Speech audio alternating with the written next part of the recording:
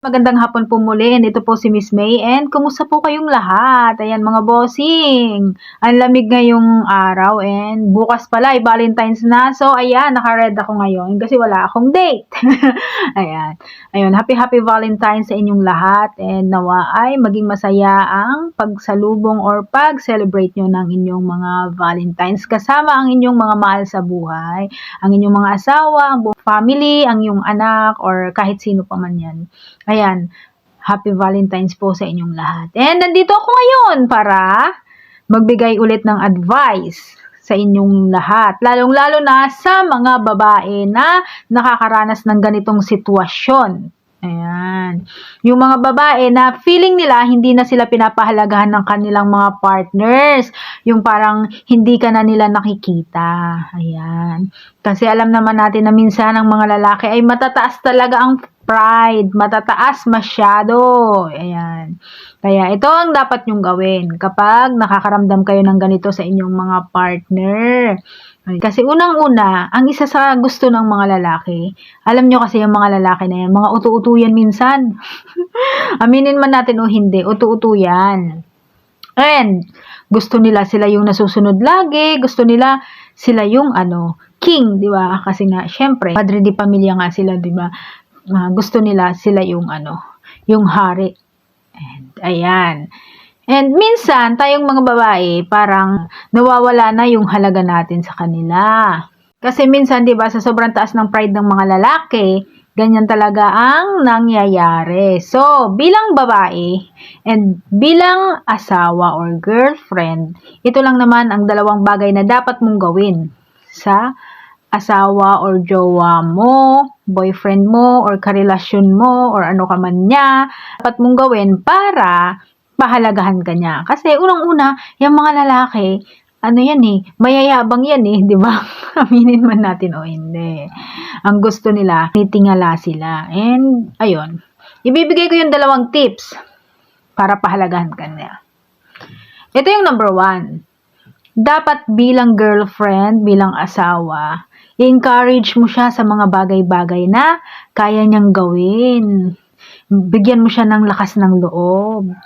Ayan. Number 1 yan. Kapag ikaw, bilang babae, ay binibigyan mo siya ng lakas ng loob, na kaya niyang gawin yan ganyan, kaya niya yan, ganito gawin mo mahal, kasi alam kong magbubunga yung ganito, yung ganyan. Kailangan kasi, isa ka sa sumusuporta sa kanya sa lahat ng bagay. Kapag nakita mong good naman, yung kalalabasan ng mga plano niya sa buhay, suportahan mo. And, i-encourage mo siya.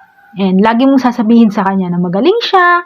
Diyan nababaliw ang mga lalaki kapag nakikita nila na nakikita mo na magaling siya. And, yung effort niya is kitang-kita mo. Ayan.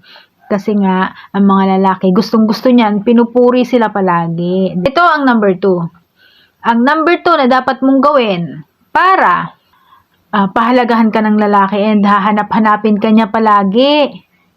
Hahanap-hanapin ka niya kapag wala ka sa tabi niya.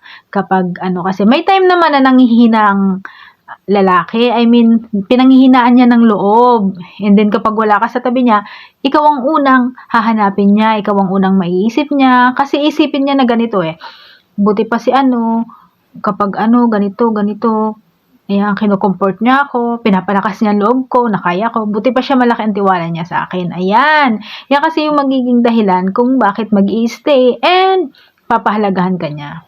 Ayan, kasi unang-una, malaki ang tiwala mo sa kanya and nakasuporta ka. Pangalawa, yan na nga, tulungan mo siya. Huwag kang maging pabigat, di ba?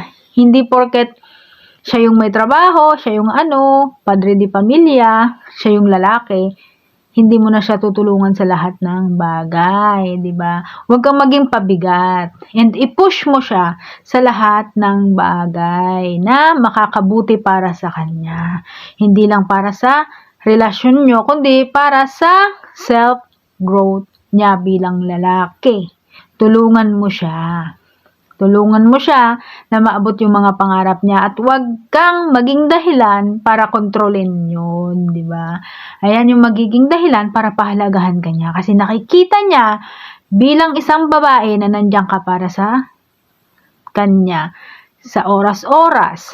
nandiyan ka sa tabi niya nung walang-wala pa siya, and nandiyan ka sa tabi niya para encourage and tulungan siya na abutin ang mga pangarap niya. And ayan, ikaw dapat ang nagiging inspirasyon ng isang lalaki. Kaya, kung nakikita mo na hindi ka pinapahalaga ng iyong jowa or asawa, gawin mo na yan, dalawang bagay na yan. Kasi sigurado ako na pag nagawa mo yan, papahalagahan ka niya, hahabulin ka niya, and iba-value ka niya. Ayan, hanggang dyan na lang ang video natin. Sana nakatulong. And bye-bye! God bless! And sana pa-subscribe na rin ang aking YouTube channel para sa mga updates ng mga love advice ni Miss May. Ayan. Mag-ingat po ang lahat. Uminom ng maraming tubig. And God bless you all. Until next time. Bye-bye!